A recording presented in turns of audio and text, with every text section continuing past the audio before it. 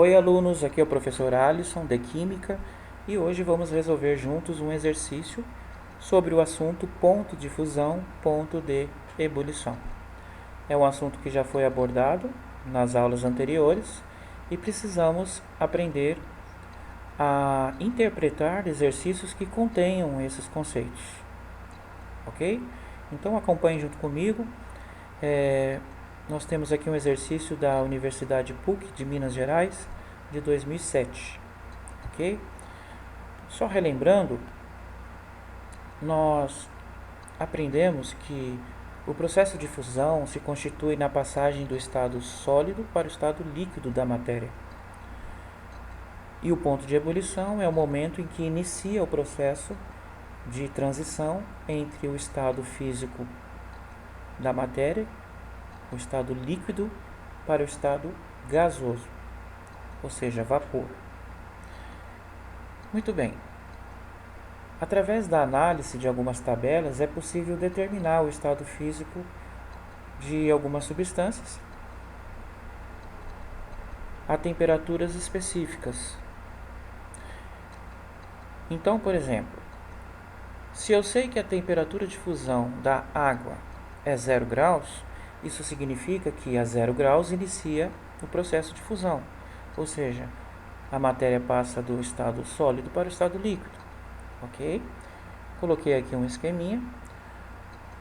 Tendo como exemplo a água, nós sabemos que a partir de 0 graus Celsius, que conforme aqui a tabela é a temperatura de fusão da água pura, vai ocorrer então a passagem do estado sólido para o estado líquido. Tá? Deixa eu só trocar aqui a cor.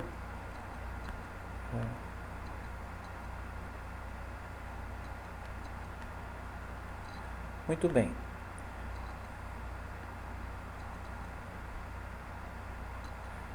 Então, essa transição ocorre quando atinge o ponto de fusão, que é 0 graus Celsius. Passa-se do estado sólido para o líquido. E por quanto tempo permanece no estado líquido? Só lembrando que esse sistema aqui está sob forte aquecimento. Aqui, ó, o esqueminha aqui, tá? Imagine que você tenha cubos de gelo, caracterizando o estado sólido. Aí eu coloco lá um termômetro, começo a aquecer esse sistema e verifico que a partir de 0 graus inicia o processo de fusão, ou seja, passa do sólido para o líquido.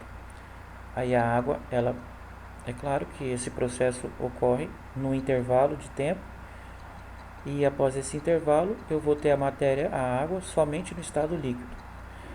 E vai permanecer no estado líquido até o momento de se atingir o ponto de ebulição, que é o momento que passa do estado líquido para o estado gasoso, ou seja, vapor. Segundo a tabela, para a substância água, isso vai ocorrer a 100 graus Celsius. Ok? Então, eu exemplifiquei aqui essas mudanças. Então, aqui, ó, do estado sólido para o líquido, né? Isso ocorre a partir de uma temperatura específica que nós chamamos de ponto de fusão. E do líquido para o gasoso, também numa temperatura específica, que é o nosso ponto de ebulição. Aqui eu coloquei aqui, no caso, o ponto de fusão e de ebulição do cloroformo, tá? Menos 63 e 62,3. Mas continuando aqui, fica fácil determinar o estado físico de uma substância quando nós sabemos os pontos de fusão e ebulição dessas substâncias.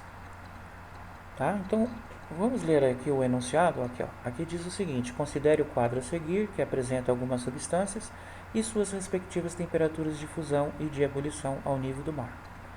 E a partir da análise dessa tabela, nós vamos assinalar a alternativa incorreta, tá? Então, começando pela alternativa A, aqui está falando o seguinte: o cloroformo a 70 graus Celsius é gasoso. Vamos verificar se essa afirmativa ela é correta, né?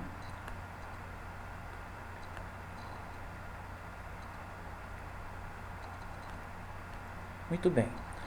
A gente percebe que 70 graus, que na tabela aqui, ó, a gente está falando sobre o clorofórmio, né? Então, o clorofórmio é o exemplo que eu coloquei na lousa. Ele passa do sólido para o líquido a menos 63 graus, e passa do líquido para o gasoso, que é o ponto de ebulição dele, a 62,3 graus. Isso significa que a 70 graus é uma temperatura superior ao seu ponto de ebulição, que é o momento que passa do líquido para o gasoso. Então, está acima do ponto de ebulição do clorofórmio. Então, 70 graus, de fato, está no estado gasoso. O clorofórmio está no estado gasoso, porque é uma temperatura que está acima do seu ponto de ebulição, ok? Aqui, ó, 70 graus está acima do seu ponto de ebulição. Então, a alternativa A está correta. Alternativa B, a 85 graus, o hidróxido de sódio é sólido. Então, a gente verifica aqui, ó, hidróxido de sódio, que a 85 graus,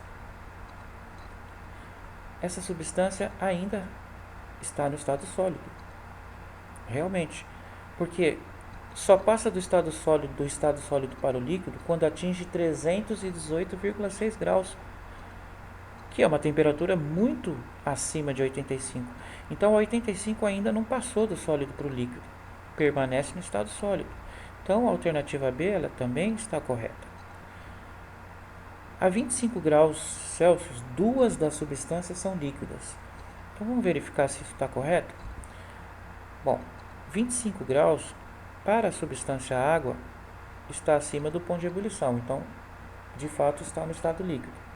Mas não passou do ponto de ebulição, porque o ponto de ebulição é 100 graus para a água. Então, a água está no estado líquido a 25 graus. Correto. Para o clorofórmio, 25 graus também está acima do ponto de fusão, mas não ultrapassou o ponto de ebulição, ou seja, não atingiu a temperatura que passa para o estado gasoso. Então, o clorofórmio também a 25 graus está no estado líquido. O hidróxido de sódio a 25 graus não está no estado líquido, está no estado sólido, porque não alcançou ainda a temperatura de fusão, que seria aquela temperatura que passaria do sólido para o líquido. E o ácido acético a 25 graus está no estado líquido, porque ultrapassou a temperatura de fusão, que é 16,7 graus. Então, ultrapassou a temperatura de fusão, mas não ultrapassou a temperatura de ebulição, que é 118,1. Então, está entre a fusão e a ebulição. Então, também está no estado líquido a 25 graus. Só que na alternativa C está falando, ó, a 25 graus, duas das substâncias são líquidas. E, na verdade, são 3 substâncias que são líquidas. Então, a gente encontrou a resposta aqui, ó. A alternativa C é a alternativa falsa.